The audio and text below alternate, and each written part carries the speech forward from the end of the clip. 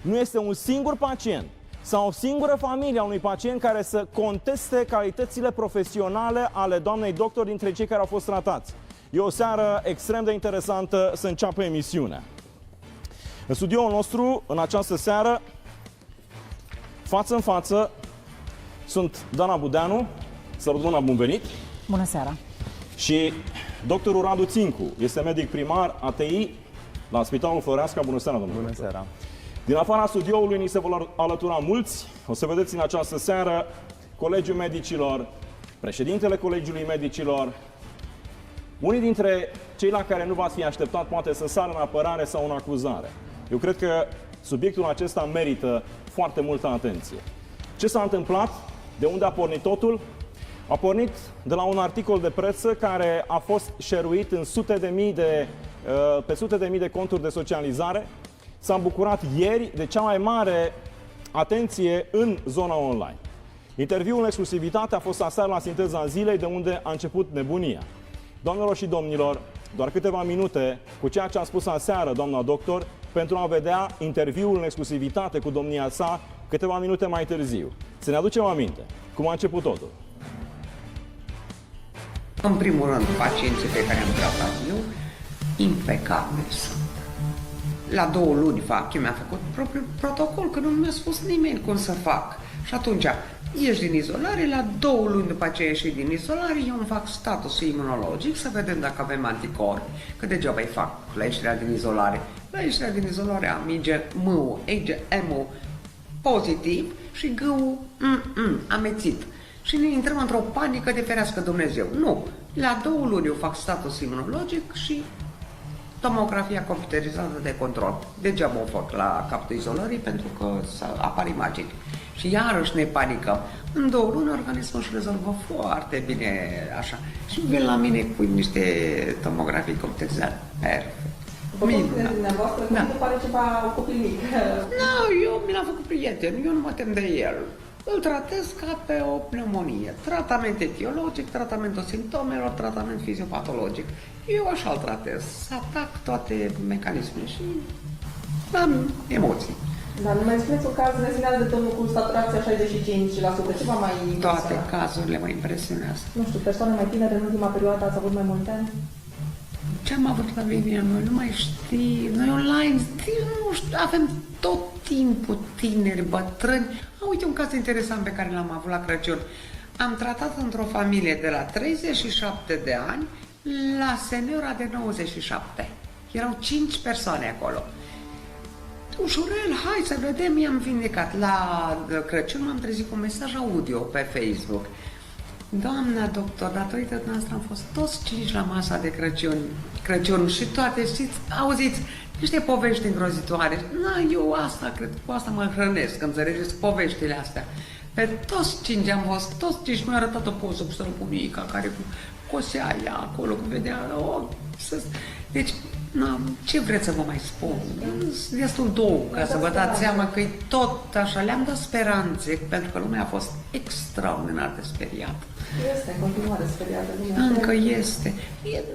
Nu recomand spitalul. Ei merg în spitalul și mi ciudă uneori. Măi, stai, că e un caz ușor ăsta. Stai, un pic că e afectat. E saturația 91.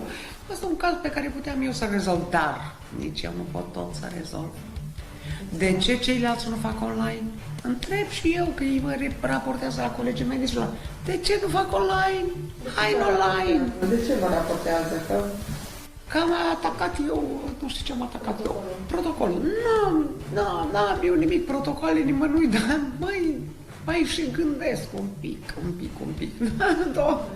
Da, asta primez în telefoane. Toți vor, hai, doamna doctor, scoateți-le și atunci hai vedem, gândim cum facem și cum ajutăm. A spus că ați fost sunate de la Colegiul Medicilor sau ați primit ce? Absolut, da. Ce da. Nu, la Comisia de Etică. Că am spus eu că nu-i bun protocolul experților. Nu. Ce știu eu? N-am. A fost o acuzație de la un medic, doamnă.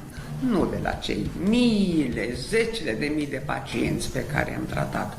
Un coleg medic ne-a făcut reclamație la Colegiul Medic ca să vedeți unde stăm, cum stăm și Aveți sute de comentarii Drăguțe. favorabile. Foarte multe. Noi am făcut echipa, că eu am fost, ei erau extraordinar de speriați la început și eu am venit, hai mai că e pneumonie, sunt aici lângă voi, nu vă fie frică. Și n-au câștigat așa drag de mine și probabil și rezultatele mele, eu sper că fac bine, nu, eu știu cu schema mea. Auziți, doamnă, dacă nu fac bine, măcar nu fac rău. Și respectă decența umană, schema mea. Asta este decența umană, pentru că am avut pacienți care au plâns. Bărbații stăcea care îi plâng, după care la capăt, după ce am terminat tot, am zis, așa e că ți-a fost frică de Pampers și de ventilator, da, doctor. Groază, nu puteam să dau nopțile. Deci vă dați seama psihoza publică care este. Și eu ce să le spun acum? Veniți la mine la primul simptom. Asta le-am spus de la început. Nu stau strănuți, 37 cu 1, nu stau la discuții, intrăm pe schemă scurt, să nu-mi coboare, că după aia... Asta să zic, e important să fie tratat de la primul simptom. Eu așa am spus și eu așa nu apuc acum, aflați-mă că tot dacă mă vedeți, nu apuc eu să-i prind pe toți. Dar în general eu le-am spus de la primul simptom, nu stăm nicio clipă. Eu nu am ce pierde cu claritromicina mea.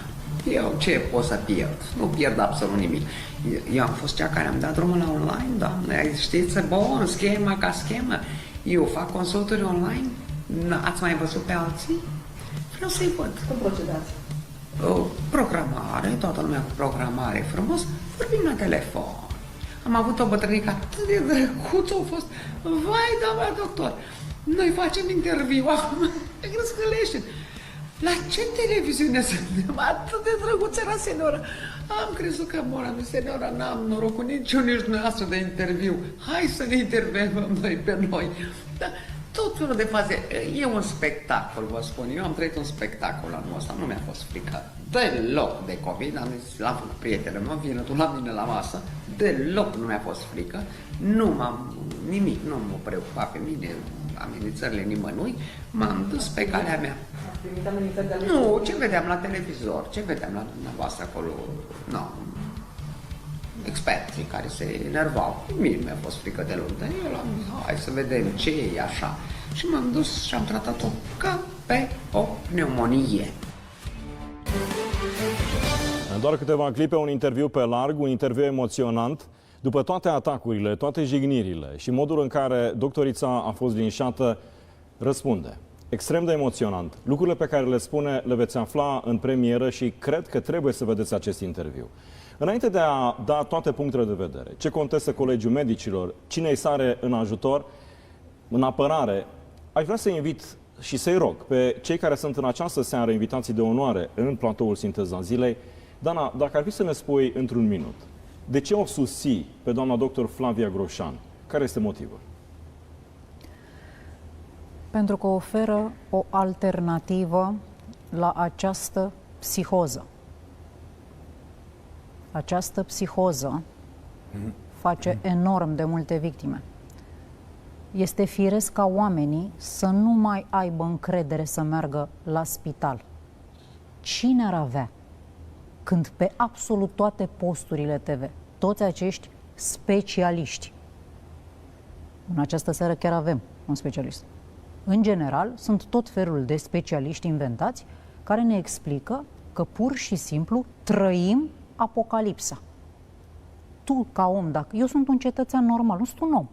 Eu, dacă mă îmbolnăvesc, mă duc la spital? Astăzi? Nu. De ce? Pentru că mi-este frică să mă duc la spital. Spitalul a devenit imaginea pur și simplu a morgii. Eu n-am văzut niciun medic de la ATI, de oriunde, dintr-un spital COVID, de oriunde, care să iasă și să spună: stați liniștiți, veniți, avem grijă de voi, etc. Nu. Toată lumea iese și spune: murim, se moare, nu mai avem niciun loc. Adică nu mai avem niciun loc, adică nu mai veniți. Tu ce-mi transmit? Eu sunt un om normal, mă. Eu nu știu, eu nu sunt pregătită, nu am studii, sunt un om normal. Unde mă duc în această pandemie? Unde mă duc? Doamna doctor a ieșit, nu s-a autoinvitat, n-am auzit de ea un an, foarte grav. De ea și de mulți alții ca dânsa. Noi, oamenii, n-am auzit. De ce n-am auzit de ea? De ce cei asimptomatici, cu forme ușoare, nu sunt tratați așa cum ni s-a prezentat online? De ce nu au voie să ia și alte medicamente? De ce? Doamna nu este un vrac. Este un neumolog care tratează cu medicamente de la farmacie. Nu este nimic fantastic. Nu se fac vrăji la dânsa pe online. Ea tratează formele ușoare, a și spus. Doamne, stați un pic liniștiți. Ce aveți? Aveți ce a spus ieri. Doamne, întâi ascult simptomele. Dacă sunteți așa, trebuie să faceți așa. Adică, de ce o linșăm pe ea? Vreau să știu concret de ce. Eu astăzi, dacă mă îmbolnăvesc, Doamne ferește, mă duc la spital sau mă duc la ea? Mă duc la ea pe loc. De ce? Pentru că mi-e frică să merg la spital. Domnule doctor, ce contestați la doamna doctor Flavia Grușan? Ideea este că nici eu și nici doamna Budeanu nu contestăm sau luăm apărarea cuiva, încercăm să restabilim un adevăr, adevărul științific, care este unul singur, indiferent de cine îl susține. Nu contestăm nimic, eu n-am venit aici ca să contest ceva la doamna doctor, ci am venit să discutăm, să vedem dacă putem trage anumite învățături din toată această poveste. Trebuie să plecăm de la o idee a faptului că avem nevoie de medicină bazată pe dovezi. În 2021 pe acest lucru mergem și aceasta este normalitatea. Pe de altă parte, trebuie să înțelegem că toată societatea actuală pe care o avem și de care ne-am bucurat până în anul trecut cu toții și ne-am bucurat de tot ceea ce ne-a oferit, s-a bazat pe aceste structuri care au contribuit la menținerea și creșterea civilizației. Toate structurile care astăzi mulți dintre noi le contestăm, pornind de la Organizația Mondială a Sănătății, mergând acum la Agenția Europeană a Medicamentului, FDA, ajungem să contestăm, spre exemplu, toate structurile științifice internaționale. Toate sunt contestate și puse la zid ca și cum ar face parte, dacă vreți, dintr-un plan, suntem cu toții complici la ceva care urmează să se întâmple. Acest tip de politică nu duce decât la un singur lucru și știți foarte bine și dumneavoastră, duce la anarhie. În momentul în care toate structurile unui stat încep să fie denigrate și încep să nu mai aibă credibilitate, acest lucru va duce la haos. Nu ne dorim acest lucru, noi cu toții ne dorim să recăpătăm acea frumusețe a vieții de dinainte de pandemie. Iar astăzi sunt aici cu dumneavoastră și cu stimata dumneavoastră invitată ca să putem trage împreună niște învățăminte din toată această poveste și nu să promovăm nici anarhia, și nu trebuie să ducem lucrurile la extrem, fie că discutăm de cei care suntem de acord cu doamna doctor sau cei care suntem împotriva dânsei. Bun. Doamna, ceva de adăugat? Da, sunt întru totul de acord, chiar dacă ți se pare culmea. Și chiar dacă sunt cumva acest personaj malefic care cumva sunt în această, nu știu, bulă, eu nu sunt în nicio bulă, a celor conspiraționiști împotriva... Nu, eu nu sunt împotriva a nimic. Eu sunt însă pro-organizare. De la începutul acestei pandemii m-am nimerit greșit făcând o rubrică. Se numea Verdict Politic, pe care aș vrea să o reiau. Dar, deci, mă rog, nu contează, e irelevant. Poate vorbim despre asta. Da, nu vreau să monopolizez, pentru că avem un invitat care chiar are ce să ne spună. Da? Eu sunt aici în calitate de om normal. Atunci când făceam această rubrică, acum un an, s-a împlinit un an, am spus mereu, haideți să fim deștepți, ca stat, haideți să ne organizăm noi, haideți să le arătăm ăstora. Chiar așa vorbeam, mă rog, nu contează, eu sunt, repet, nu sunt o conspiraționistă pentru că vorbesc liber, ok? Bă, hai să fim noi deștepți, trebuie să trecem până asta. Ok, hai să ne organizăm. La început, când ni s-a spus că vom sta 2 săptămâni, bă, senzația mea, că eu de-aia am și susținut, că eu i-am susținut pe toți, și pe Arafat, și pe toți, haideți, bravo, bravo, bravo, și pe Vela, și pe cine mai era la rând. Hai să ne organizăm, îi vedeam, veneau ei, nu știu ce, bă, hai să ne organizăm, facem acum un spital mare de tot, militar, în care îi punem pe ăștia care au COVID. Mă, mi se părea, bravo, așa. Ce s-a întâmplat de atunci până astăzi? O nenorocire. Nu s-a întâmplat nimic din acel plan. Nimic. Un an de zile am fost închiși. Deci pe noi ne-au închis când erau 100 de cazuri. Nu știu dacă vă ce aminte, erau 100, băi, erau 100 de oameni, nu erau zeci de mii, erau 100, da? Și noi am fost închiși în casă. Am zis, bă, dacă stăm acum, dispare 100 sau ce se întâmplă? Ok, nu s-a întâmplat nimic. S-a organizat administrativ, guvernamental, etc. România să ne cumpărăm măști, ce s-a mai cumpărat, cum s-a cumpărat și să facem aceste spitale. Spitale care tocmai asta trebuiau să obțină. Degrevarea definitivă a sistemului medical în general, a spitalelor în general.